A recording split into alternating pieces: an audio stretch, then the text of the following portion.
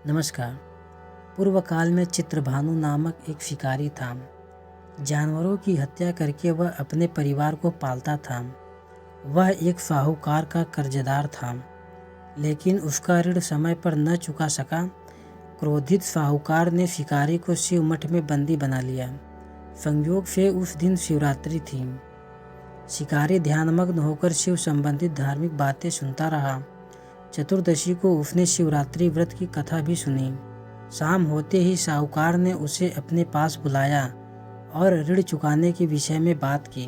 शिकारी अगले दिन सारा ऋण लौटा देने का वचन देकर बंधन से छूट गया। अपनी दिनचर्या की भांति वह जंगल में शिकार करने के लिए निकला, लेकिन दिन भर बंदी गृह में रहने के कारण भूख प्यास से व्याकुल था। शिकार खोजता हुआ वह बहुत दूर निकल गया। जब अंधकार हो गया तो उसने विचार किया कि रात जंगल में ही बितानी पड़ेगी।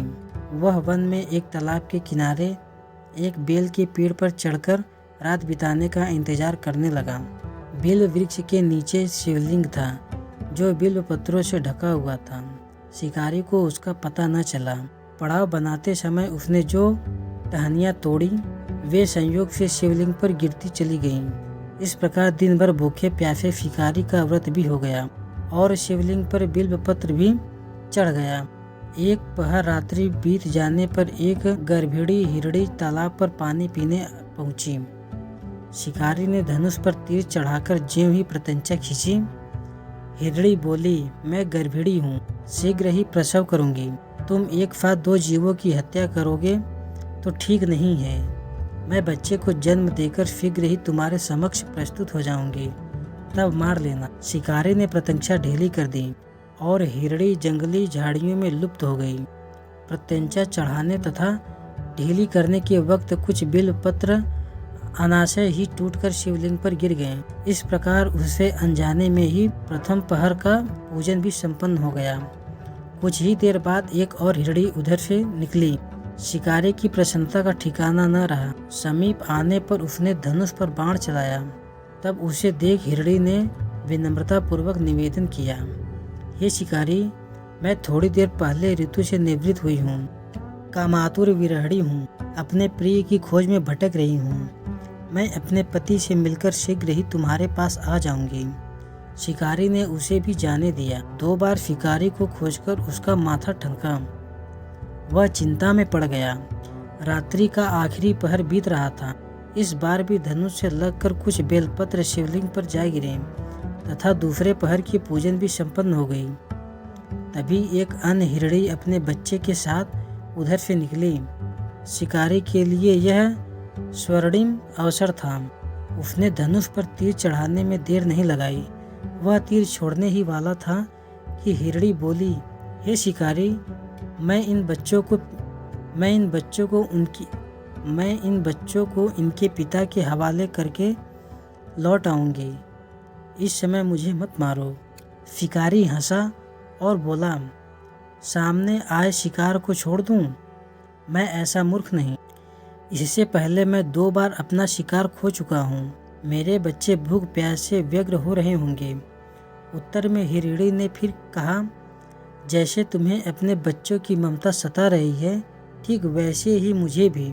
हे शिकारी, मेरा विश्वास करो, मैं इन्हें इनके पिता के पास छोड़कर तुरंत लौटने की प्रतिज्ञा करती हूँ। हिरणी का दुख भरा स्वर सुनकर शिकारी को उस पर दया आ गई। उसने उस मृगी को भी जाने दिया। शिकार के अभाव में तथा भूख प्यास से व्याकुल शिकारी अनजाने में ही बेल वृक्ष पर बैठा बेलपत्र तोड़ तोड़कर नीचे फेंकता जा रहा था। पाँव फटने को हुई तो एक हष्ट पुष्ट मृग उसी रास्ते पर आया। शिकारी ने सोच लिया कि इसका शिकार वह अवश्य करेगा। शिकारी की तनी प्रत्यंचा देखकर मृग विनती स्वर में बोला, हे शिकारी, यदि तुमने मुझसे पूर्व आने वाली 3 मृगियों तथा छोटे छोटे बच्चों को मार डाला है तो मुझे भी मारने में विलंब न करो, ताकि मुझे उनके वियोग में एक क्षण भी दुख न सहना पड़े। मैं उन हिरणियों का पति हूँ। यदि तुमने उन्हें जीवन दान दिया है तो मुझे भी कुछ क्षण का जीवन देने की कृपा करो। मैं उनसे मिलकर तुम्हारे समक्ष उपस्थित हो जाऊंगा।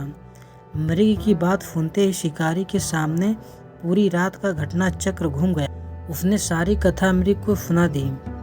तब मृग ने कहा, मेरी तीनों पत्नियां जिस प्रकार प्रतिज्ञाबद्ध होकर गई हैं, मेरी मृत्यु से पहले धर्म का पालन नहीं कर पाएंगी। अतः जैसे तुमने उन्हें विश्वास पात्र मानकर छोड़ा है, वैसे ही मुझे भी जाने दो। मैं उन सबके साथ तुम्हारे सामने शीघ्र ही उपस्थित होता हूँ। शिकारी ने उसे भी जाने दिया। इस प्रकार प्रातः हो गई। उपवास, रात्रि जागरण तथा शिवलिंग पर बेलपत्र चढ़ने से अनजाने में ही पर शिवरात्रि की पूजा पूर्ण हो गई। पर अनजाने में ही कुछ पूजन का परिणाम उन्हें तत्काल मिला। शिकारी का हिंसक हृदय निर्मल हो गया, उसमें भगवत शक्ति का वास हो गया। थोड़ी ही देर बाद वह मृग सपरिवार शिकारी के समक्ष उपस्थित हो गया ताकि वह उनका शिकार कर सके। किंतु जंगली पशुओं की ऐसी सत्यता, सात्विकता एवं सामूहिक प्रेम भावना देखकर शिकारी को बड़ी ग्लानि हुई। उसने मृग परिवार को जीवन दान दे दिया। अनजाने में शिकारी के व्रत का पालन करने पर भी शिकारी को मोक्ष की प्राप्ति हुई। जब मृत्यु काल में यमदूत उसके जीवन को ले जाने आए तो शिवगणों ने उन्हें वापस भेज दिया तथा शिकारी को शिवलोक ले गए।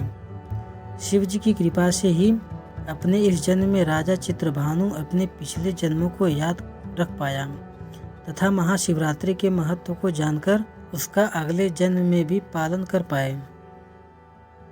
शिकारी की कथा अनुसार महादेव तो अनजाने में किए गए व्रत का भी फल दे देते हैं, पर वास्तव में महादेव शिकारी की दया भाव से प्रसन्न हुए। अपने परिवार के कष्ट का ध्यान होते हुए भी शिकारी ने मृग परिवार को जाने दिया।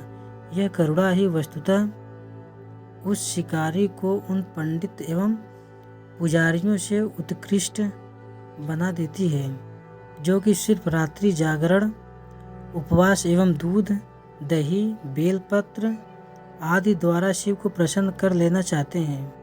इस कथा में अनजाने में हुए पूजन पर विशेष बल दिया गया है। इसका अर्थ यह नहीं है कि शिव किसी भी प्रकार से किए गए पूजन को स्वीकार कर लेते हैं अथवा भोलेनाथ जाने या अनजाने में हुए पूजन में भेद नहीं कर सकते हैं। वास्तव में वह शिकारी शिव पूजन नहीं कर रहा था। इसका अर्थ यह भी हुआ कि वह किसी तरह के किसी फल की कामना भी नहीं कर रहा था। उसने मृग परिवार को समय पर जीवन दान दिया, जो कि शिव पूजन के समान है। शिव का अर्थ ही कल्याण होता है। उन निरीह प्राणियों का कल्याण करने के कारण ही वह शिव तत्व को जान पाया तथा उसका शिव से साक्षात्कार हुआ। परोपकार करने के लिए महाशिवरात्रि का दिवस होना भी आवश्यक नहीं है। पुराण में 4 प्रकार के शिवरात्रि पूजन का वर्णन है। मासिक शिवरात्रि, प्रथम आदि शिवरात्रि तथा महाशिवरात्रि। पुराण वर्णित अंतिम शिवरात्रि है नित्य शिवरात्रि। वस्तुतः प्रत्येक रात्रि ही शिवरात्रि है। अगर हम उन परम कल्याणकारी आशुतोष भगवान में स्वयं को लीन कर दें तथा कल्याण मार्ग का अनुसरण करें, वही शिवरात्रि का सच्चा व्रत है। तो दोस्तों, वीडियो अगर पसंद आया हो तो वीडियो को लाइक और हमारे चैनल को सब्सक्राइब करें और अपने दोस्तों के साथ शेयर करें। धन्यवाद।